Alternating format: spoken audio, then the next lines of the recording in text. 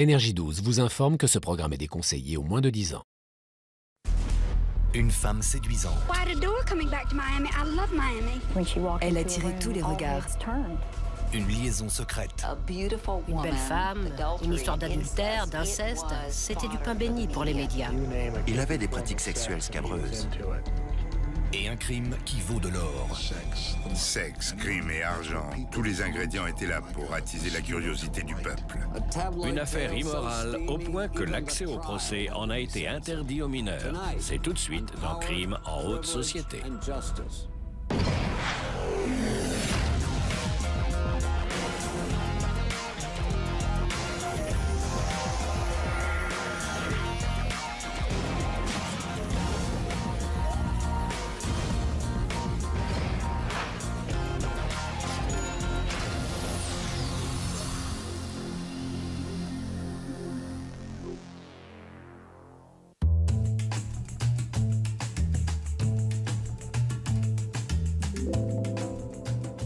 En 1964, Miami en Floride est le repère de tous les jet-setters qui souhaitent passer du bon temps.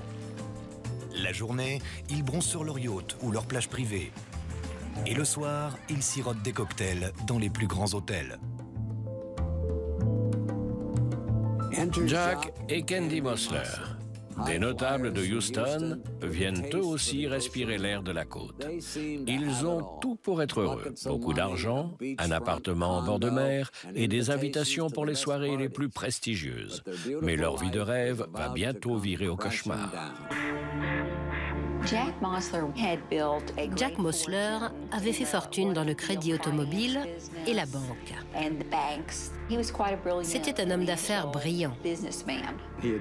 Il avait des banques à Houston, à Chicago et à Miami.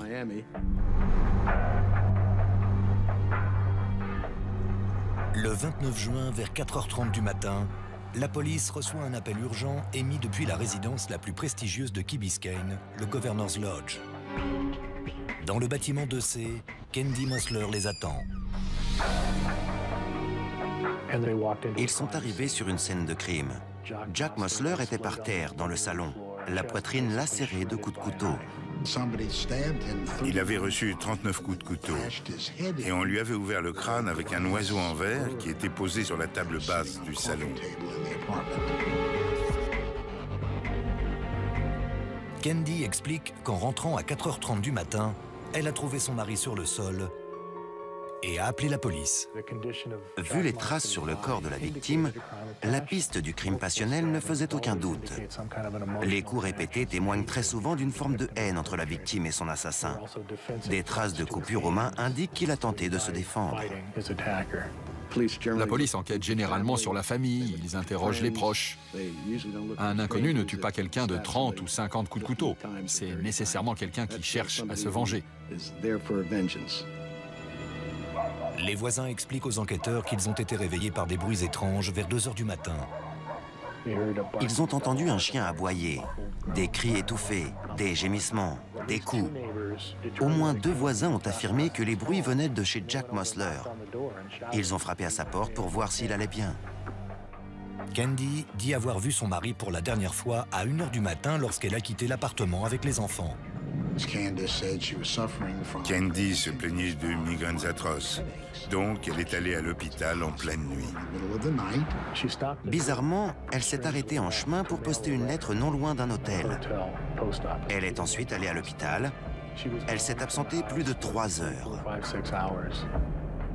Comme par hasard, Candy Mosler emmène ses enfants avec elle lors de sa sortie nocturne, juste au moment où le crime est commis.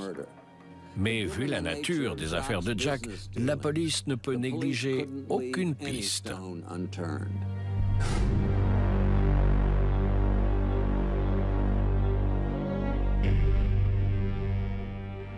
Jack Mosler travaillait essentiellement sur des affaires de saisie.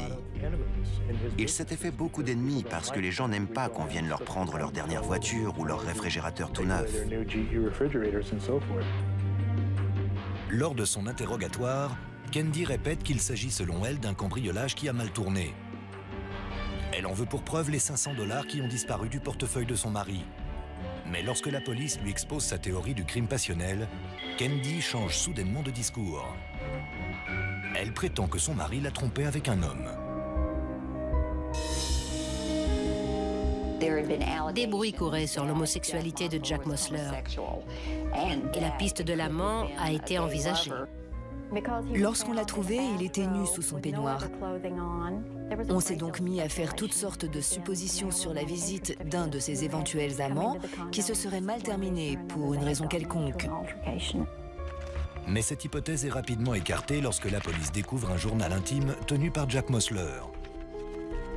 La coupable d'adultère serait plus vraisemblablement sa femme.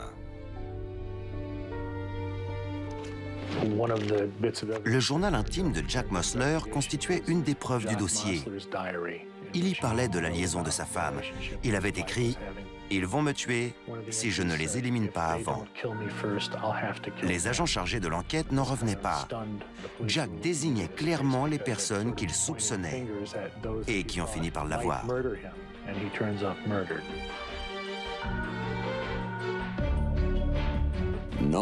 Quelle vilaine fille. C'est la saison des ouragans à Miami. Mais aucune tempête ne va tourmenter la région avec autant de violence que cette histoire sordide.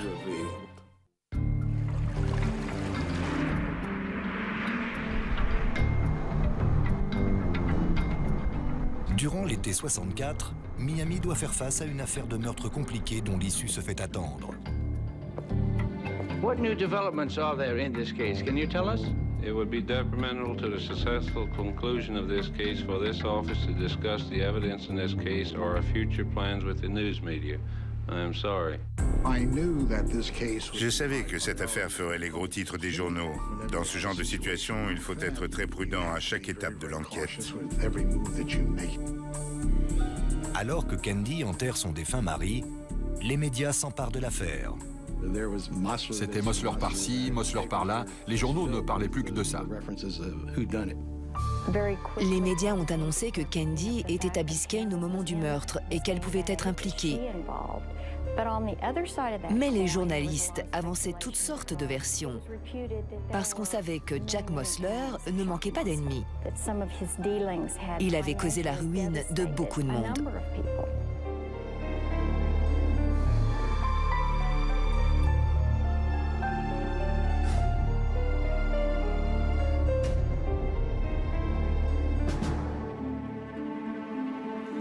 Dans l'appartement des Mosler, la police relève des empreintes récentes qui n'appartiennent pas au couple. Puis, à l'aéroport international de Miami, on fait une étrange découverte. Une voiture de la société de Jack Mosler a été abandonnée sur le parking. À l'intérieur, la police découvre des traces de sang et des empreintes qui correspondent à celles trouvées sur les lieux du crime. Mais avant de mettre un nom sur le suspect, les enquêteurs doivent en savoir plus sur cet homme fortuné.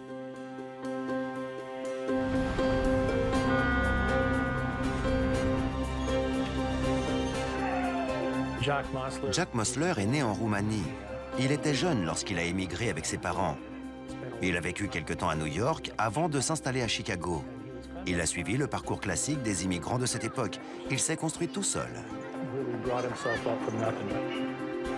À l'âge de 13 ans, suite à la mort de son père, Jack quitte l'école et travaille pour aider sa famille.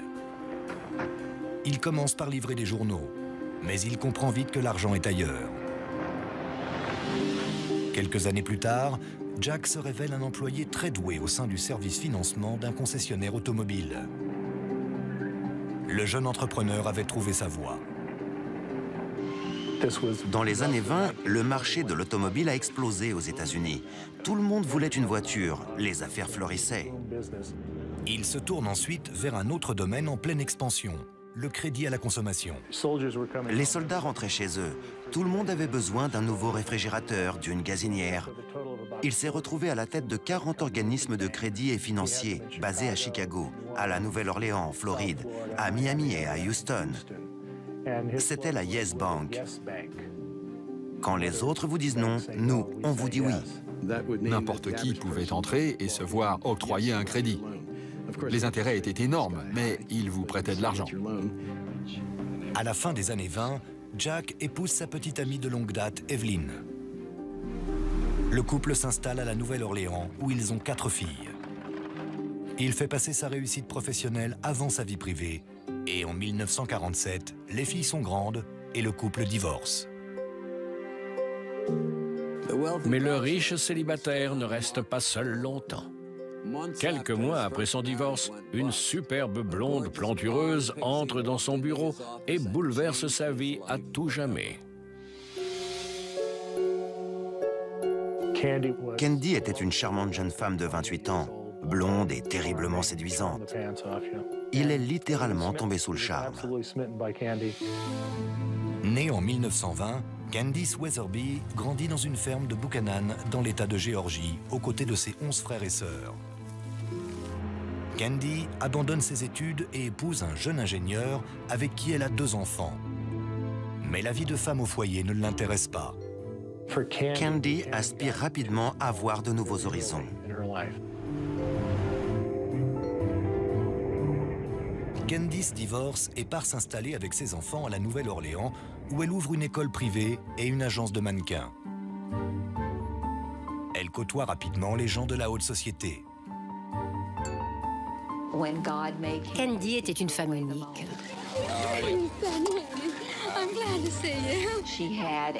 Elle avait un accent du Sud absolument charmant quand elle parlait. Elle appelait tout le monde « mon chéri »,« mon chou ». Quand elle arrivait quelque part, elle disait « Bonjour tout le monde », avec cette grâce qui la caractérisait. Elle était coiffée à la perfection. Sa tenue, ses gants, ses chaussures, tout était assorti. Elle était toujours à la mode. Elle portait de hauts talons aiguilles. Elle attirait tous les regards. Elle avait un charisme comparable à celui de Marilyn Monroe. Candy s'engage auprès de l'Opéra de la Nouvelle-Orléans pour collecter des fonds. Un des donateurs sollicités n'est autre que le millionnaire fraîchement divorcé, Jack Mosler. Elle lui avait fait faire une promesse de don de 350 $. Il a fini par en verser 25. Il surveillait ses dépenses. Ils ont tout de suite accroché et ils se sont mariés 6 mois après leur rencontre.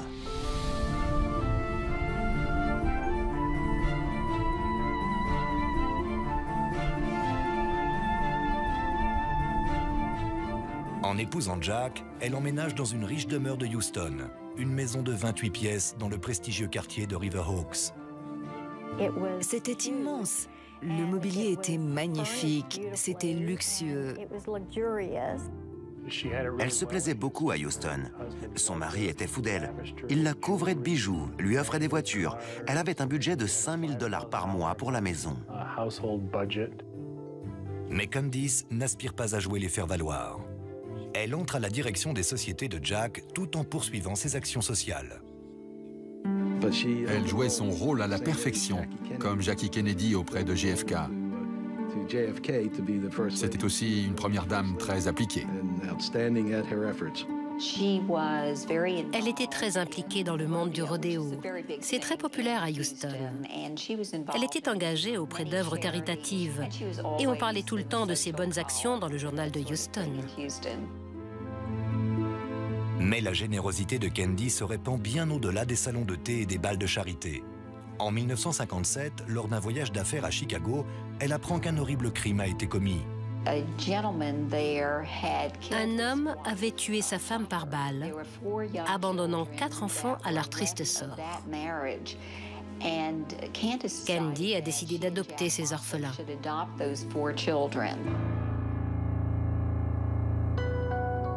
La maison des Mosler est désormais bien remplie, mais Candy est toujours prête à accueillir ceux qui en ont besoin, surtout lorsqu'il s'agit d'un membre de la famille.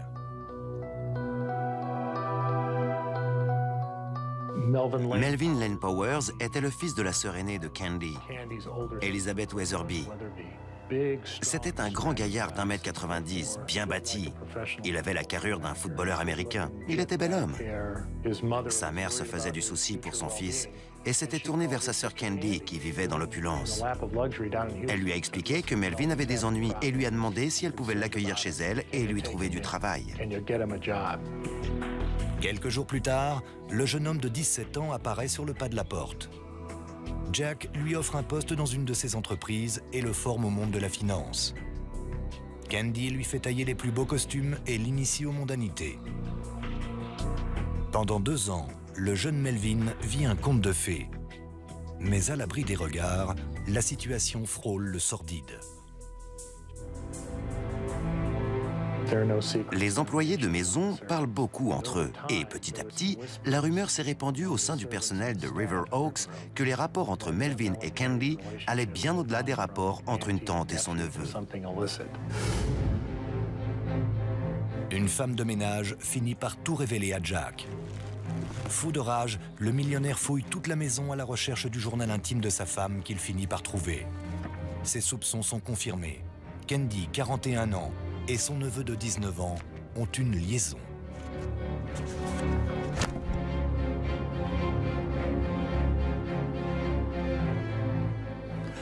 La notoriété ne change rien. Les relations incestueuses sont totalement inacceptables dans quelque milieu que ce soit. Rapidement, les origines paysannes de Candy sont mises en cause dans son comportement. Chasser le naturel, il revient au galop. La première réaction de Jack a été de rencontrer un avocat. Il avait l'intention de poursuivre Melvin en justice pour avoir détruit son mariage. Mais l'avocat lui a déconseillé de le faire. Le procès lui aurait fait très mauvaise presse. Il lui a conseillé d'aller de l'avant, de tirer un trait sur tout ça. Jack Mosler lui a demandé de quitter la maison de River Oaks et il l'a licencié. Mais Melvin ne se laisse pas faire. Il avait 2-3 mots à dire à Jack avant de partir. Il lui a dit qu'il reviendrait et que ce jour-là, il regretterait ce qu'il lui avait fait.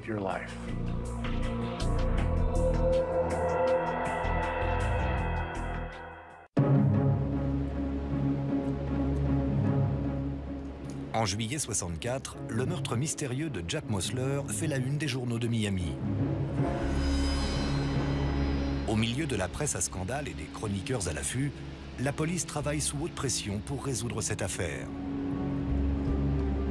Les enquêteurs passent à la vitesse supérieure lorsqu'ils découvrent que 2 mois avant sa mort, Jack avait appris la liaison incestueuse de sa femme. Il avait une relation malsaine avec le neveu de sa femme, Melvin Lane Powers. La police a découvert que Melvin l'avait menacé.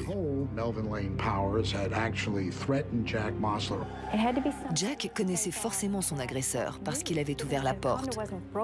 Il savait que Candy n'aurait pas eu la force physique de commettre ce crime. C'était impossible. Mais Melvin Lane Powers, lui, avait la carrure, la force suffisante. C'était un homme qui avait tout pour venir à bout de Jack Mosler.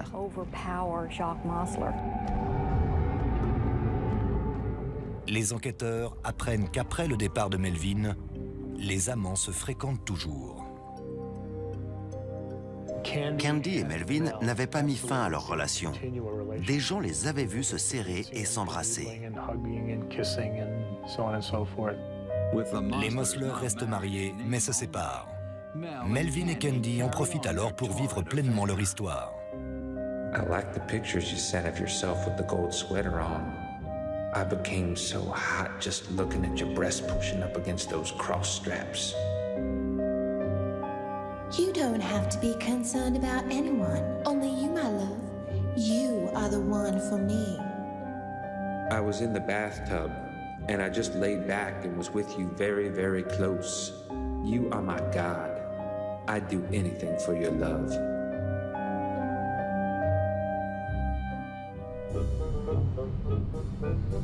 La police interroge la vendeuse d'une agence de voyage qui les connaissait. Elle se souvient avoir vu Candy et Melvin à l'agence. Candy portait un manteau de fourrure et lorsque son manteau s'est entrouvert, la vendeuse s'est aperçue qu'elle était entièrement nue. C'est ce qui s'appelle voyager léger. Pour Melvin, Candy n'avait peur de rien. De quoi aurait-elle eu peur? Jack ne demandait pas le divorce et s'il la quittait, elle aurait eu droit à sa part du gâteau. Et quel gâteau!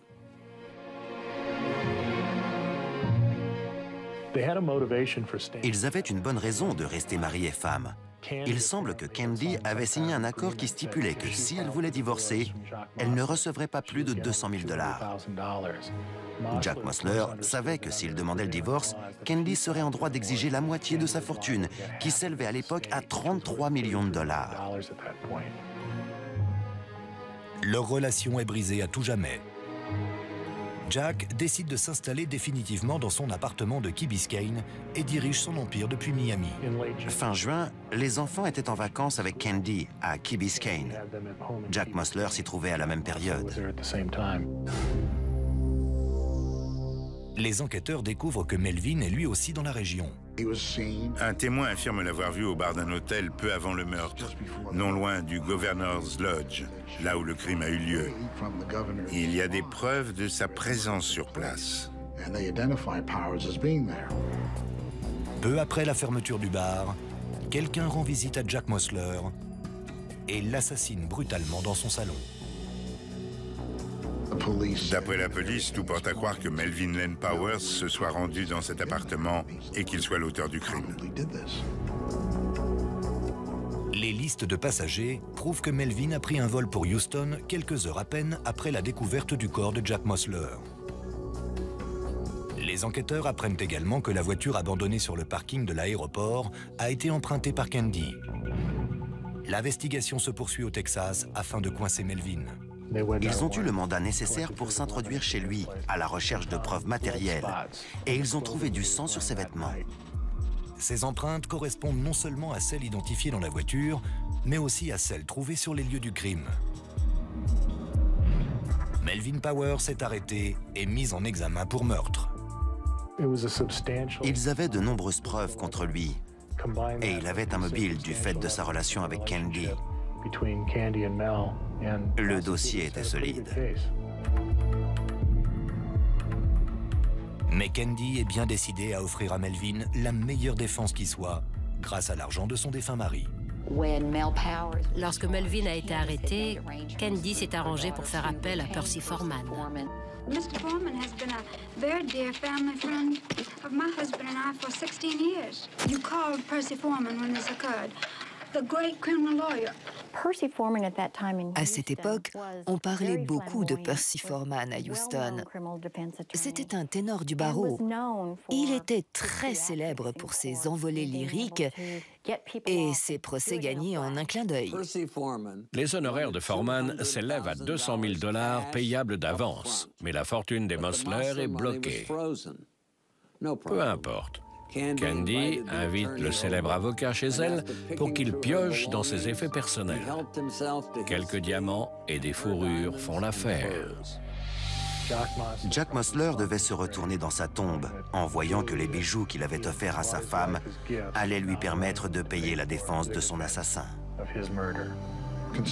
Vu les sommes en jeu et le type d'accusation, ça ne m'a pas du tout surpris que Percy Foreman accepte le dossier. Sachant Melvin entre de bonnes mains, Candy part suivre un traitement de plusieurs mois contre la migraine dans une clinique prestigieuse du Minnesota. Comme elle a passé une partie de cette période à la clinique, on ne la voyait pas à Houston. Et cela a renforcé le mystère qui planait autour de toute cette affaire. Mais aucun traitement ne pouvait l'aider à surmonter l'épreuve qui l'attendait. Nous avons enquêté sur plusieurs personnes liées à la famille Mosler et que Candice et Melvin avaient payé pour tuer Jack. Deux anciens détenus, un forain et un pompiste, prétendent que Melvin leur a donné 10 000 $ pour tuer Jack. Un autre prisonnier au casier judiciaire bien rempli affirme que le couple lui a donné 7 000 $ pour faire le travail, mais qu'il n'a pas honoré son contrat. Plus d'un an après la mort de Jack Mosler, Candy est elle aussi accusée de meurtre. Elle s'entoure de deux grands avocats de Houston, Marianne Rosen et le célèbre Clyde Woody. Je déjeunais avec Clyde Woody quand sa secrétaire est arrivée au restaurant. Il y avait eu un appel urgent de Candice Mosler. Ses avocats lui conseillent immédiatement de rentrer à Miami pour se rendre à la police. Le procès le plus attendu de la décennie doit s'ouvrir en janvier 1966. Les plus grands journalistes, comme mon grand ami Theo Wilson du New York Daily News et Louis Lapham du Saturday Evening Post, sont prêts de partir pour Miami. Tout le monde veut sa place au premier rang. Plus d'un an après le meurtre de son mari, Candy Mossler quitte sa clinique et part pour la Floride où elle sera jugée pour meurtre. À son arrivée à l'aéroport de Miami, elle se rend à la police. Les journalistes sont au rendez-vous. Elle avançait dans le couloir. Elle était très élégante, comme toujours, quand un des journalistes s'est approché et lui a dit « Madame Mossler, vous êtes accusée d'adultère, vous êtes accusée d'inceste, vous êtes accusée de meurtre. Qu'avez-vous à répondre à cela ?» Elle a simplement souri et répondu « Monsieur, personne n'est parfait. » Elle avait l'air surprise de se trouver là. « Pourquoi m'accuse-t-on? Je n'ai rien fait, je ne suis pas coupable. » Elle a tenu ce discours dès le premier jour. Candy fait sa déposition avant d'être incarcérée. Nous en avons longuement parlé avec Candy. Je lui ai conseillé d'aller en prison pour consolider son dossier, et elle était d'accord. Candy troque ses robes de soirée et ses perles contre une tenue de prisonnier et passe 14 jours derrière les barreaux. Comme à son habitude, Candy Mossler quitte la prison suivie par une horde de journalistes. Tandis que ses codétenus lui aboient des insultes, elle envoie des baisers et salue son public comme le ferait une star de cinéma sous les projecteurs.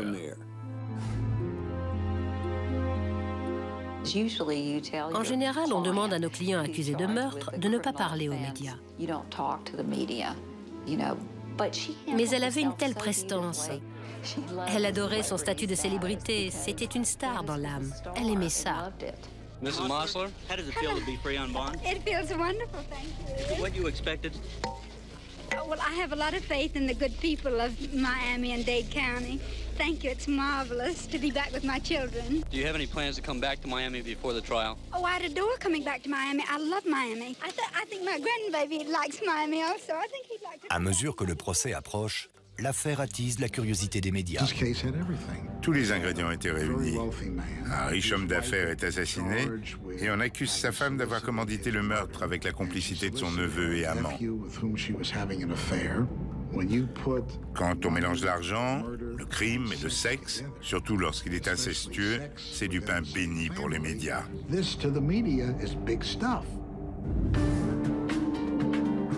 Malgré la popularité croissante de Candy, les avocats de la partie civile ne sont pas dupes. Ils jugent douteux son alibi pour le soir du meurtre. Pour une femme aussi riche que Candy, il était très facile de faire venir un médecin chez elle en pleine nuit. Pourquoi aurait-elle choisi d'aller à l'hôpital de Jackson avec ses enfants, si ce n'est pour s'absenter le temps du crime? De plus, Candy a un mobile évident qui ne plaide pas en sa faveur. Cet homme dirigeait le plus grand organisme de crédit automobile des États-Unis. C'était le principal actionnaire de 4 banques et il gérait de nombreuses affaires. Si son mari venait à mourir, elle se retrouvait à la tête d'une fortune considérable. Melvin Lane Powers n'avait rien et Candy Mossler aurait hérité de tout. Pour Melvin, Jack Mossler était leur seul obstacle.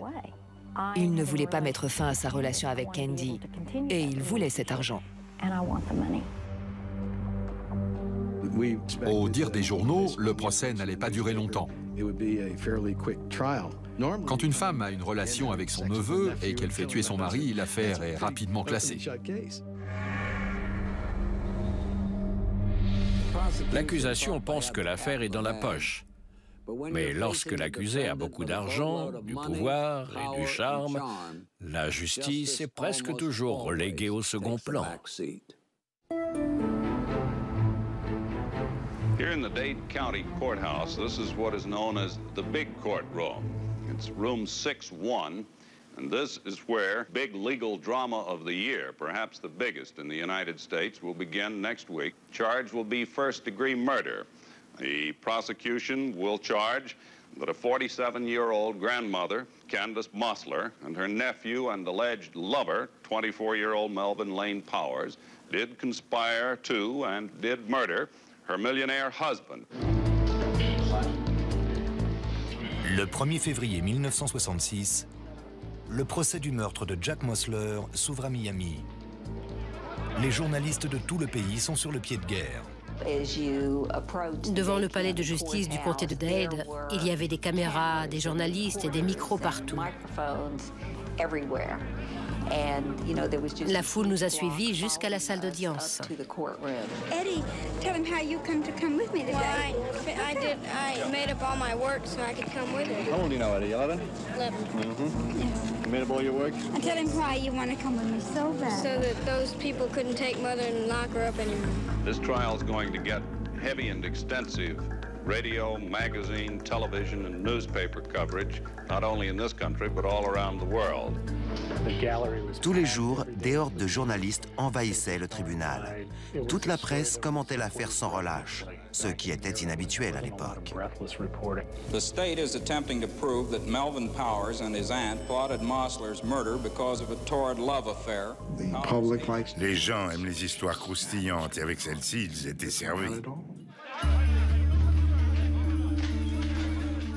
À chaque audience, le public se presse aux portes du palais. What is the big attraction? Well, I think it's exciting and has mystery. Do you think that's a big attraction for most folks? Yes, I do. It's a very unusual case. Tous les jours, les gens faisaient la queue pour entrer dans la salle. C'était le spectacle à ne pas rater. Personne ne voulait manquer l'événement. Il fallait avoir sa place au premier rang pour ne pas en perdre une miette. L'affaire jugée lors de ce procès est à ce point choquante que l'on refuse l'accès aux jeunes de moins de 21 ans. Toutefois, le Miami News décrit les audiences dans leurs moindres détails, sans omettre les passages les plus croustillants, le tout imprimé sur papier rose. Les Américains sont fascinés.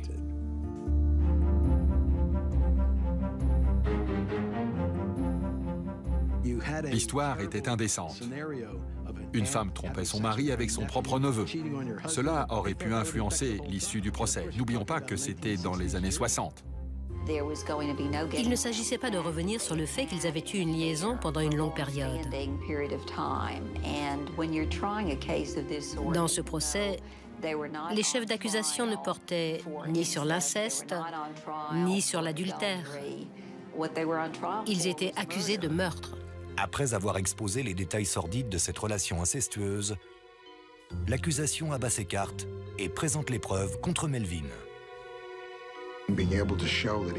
On avait la preuve qu'il avait atterri à Miami le jour du meurtre et qu'il était reparti juste après. Un témoin l'avait identifié dans le bar d'un hôtel, non loin du lieu du crime. Et on savait qu'il avait menacé Jack Mosler un an plus tôt, lorsqu'il l'avait mis à la porte de chez lui à Houston. On avait tout pour l'emporter. Les jurés croiraient que Melvin ne se trouvait pas à Miami au moment du crime par hasard, mais qu'il était venu tuer Jack Mosler.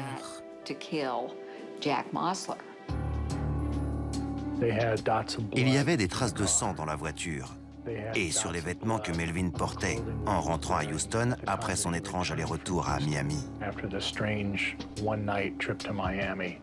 Il y avait de nombreuses preuves matérielles de sa culpabilité. Les empreintes trouvées dans l'appartement sur des surfaces nettoyées le jour même sont la preuve qu'il était sur les lieux du crime. C'était la pièce maîtresse du dossier. La défense de Percy Foreman reposait sur le fait qu'une trentaine d'empreintes différentes avaient été relevées et qu'elles pouvaient toutes être celles du coupable. Ces empreintes appartenaient peut-être à des gens que Jack avait invités, mais Melvin n'aurait jamais fait partie de ces convives. Pendant des semaines, la cour assiste à un combat acharné entre les deux parties. Dans le même temps, à l'extérieur, Candy fait son show. Dès qu'elle entrait ou sortait de la salle, on aurait dit une star de cinéma aux Oscars. Were you ever in love with him? Of course not. I don't know what to say, sir. What would you say if there was a charge against you? Dehors, la foule se pressait autour d'elle. Les gens demandaient des autographes aux principaux acteurs du procès. À cette époque, les spectateurs se disputaient les places dans la salle d'audience.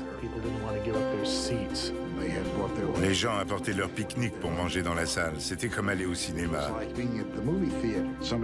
Dès que des gens partaient, un huissier annonçait « Il y a 2 places libres ».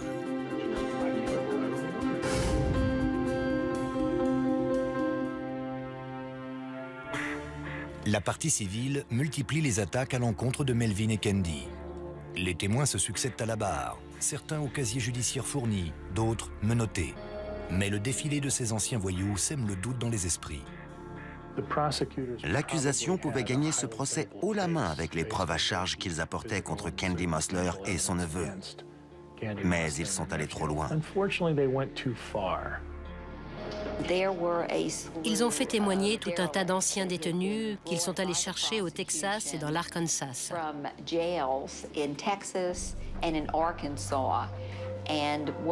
Mais on a découvert que ces paumés étaient prêts à dire n'importe quoi uniquement pour faire une virée à Miami.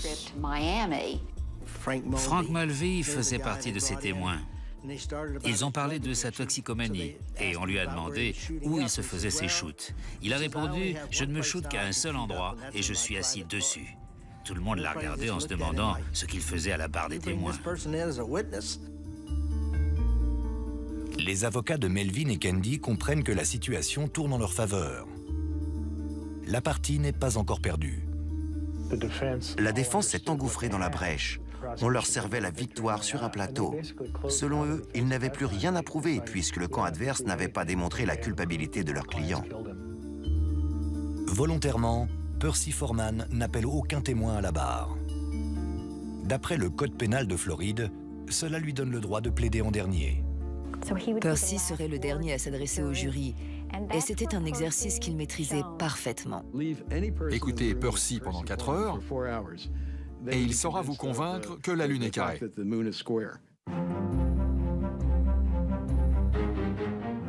À la fin des plaidoiries, le jury se retire pour délibérer. At least for the present, the color and excitement of the Mossler-Powers murder trial have disappeared.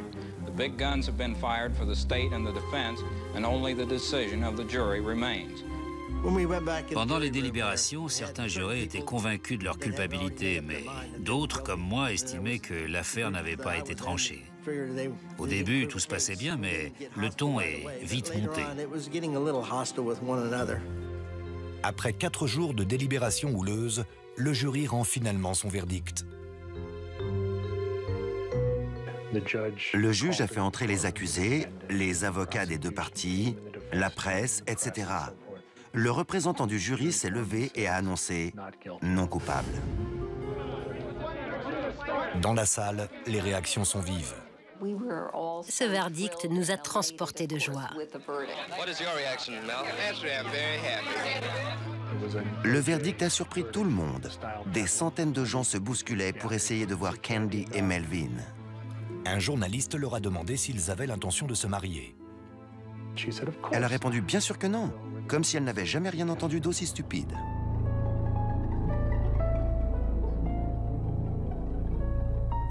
Après le retour au calme, Candy a embrassé tous les membres du jury. Elle a quitté la salle au bras de Melvin et s'en est allée dans le soleil couchant à bord d'une voiture de luxe. Quelle belle sortie!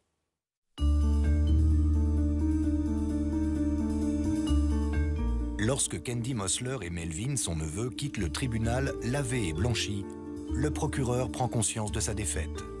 Le jury a estimé que l'affaire manquait de preuves.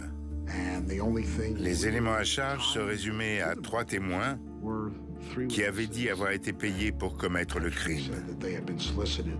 Mais leurs témoignages se sont écroulés lors du contre-interrogatoire. Et le jury a estimé qu'il n'y avait pas assez d'éléments pour les accuser. D'autres pensent que les charmes de Candy ont perturbé l'issue du procès. Oh no, I have all the faith in the world in the people of Miami, and I love everybody in Miami. I think they're wonderful people. En condamnant Melvin, ils condamnaient Candy du même coup, parce qu'ils avaient le même mobile. Le jury ne voulait pas accuser Melvin, parce qu'il savait que Candy en ferait les frais. Melvin Powers a eu beaucoup de chance d'avoir Candy de son côté, assise à la table de la défense. Elle a charmé tout le monde aux audiences, y compris les jurés.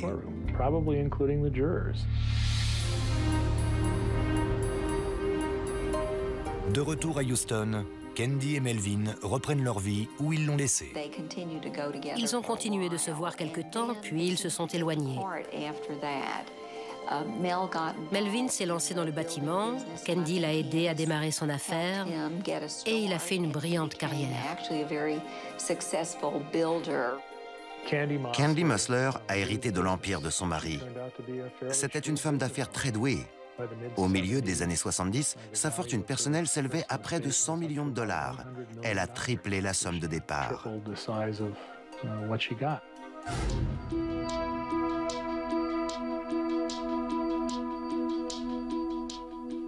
Quant au meurtre de Jack Mosler, l'affaire est restée classée sans suite. C'est un drame que cet homme ait été assassiné et qu'aucun coupable n'ait été désigné. Ce n'est pas l'échec de la justice américaine que l'on retient, mais bien le battage médiatique réalisé autour de Candy Musler et de ce procès. Après le procès, des journalistes m'ont appelé pour me demander « Maintenant que Candy et Melvin ont été déclarés non coupables, allez-vous reprendre l'affaire pour trouver le véritable meurtrier ?» Je leur ai dit non, nous ne ferons rien, parce que pour nous, les auteurs de ce crime ont été déclarés non coupables par le jury. Nous n'allons pas chercher qui a commis ce crime, parce que nous le savons déjà. C'est Candy et Melvin.